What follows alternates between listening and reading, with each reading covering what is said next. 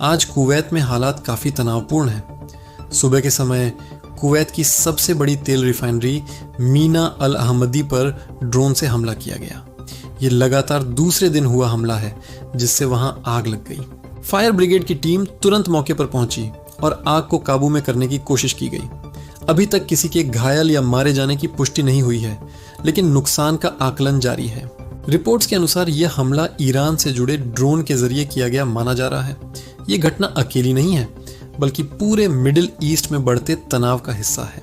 America, Israel और Iran के बीच चल रहे संघर्ष का असर अब खाड़ी देशों पर भी साफ दिखाई देने लगा है।